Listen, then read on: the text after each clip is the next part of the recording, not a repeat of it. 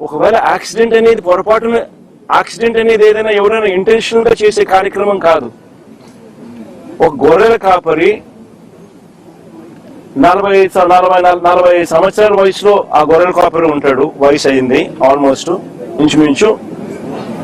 Road మీద గొర్రెలు కాసుకుంటా ఉన్న పరిస్థితుల మధ్య బైక్ లో యాక్సిడెంట్, బైక్ మీద యాక్సిడెంట్ జరిగితే దాంట్లో కుట్రకోణం ఎక్కడి నుంచి వస్తుంది? హత్య చేయాలి అని ముందుగానే ఆలోచన చేయాల్సిన పరిస్థితులు ఎందుకు వస్తాయి? ఆ మనిషి ఎవరో పరిచయం కూడా లేదు ఈ మనిషికి, ఈ పిల్లాడికి.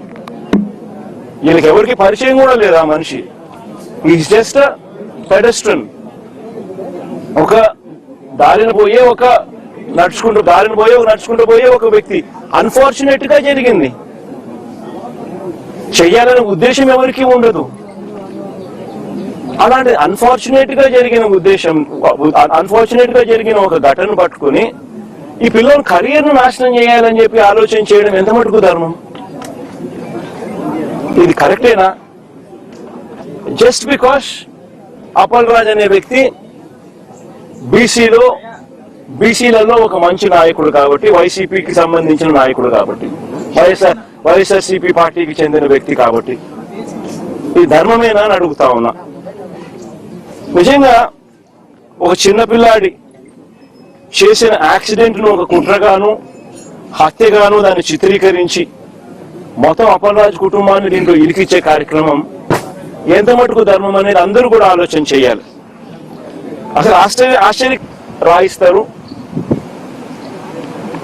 దానికి యాంగిల్స్, వక్రీకరణ, ట్విస్టింగ్, మసాలాలు అన్ని కలిపి తర్వాత టీడీపీ సోషల్ మీడియా దాన్ని అందుకుంటుంది.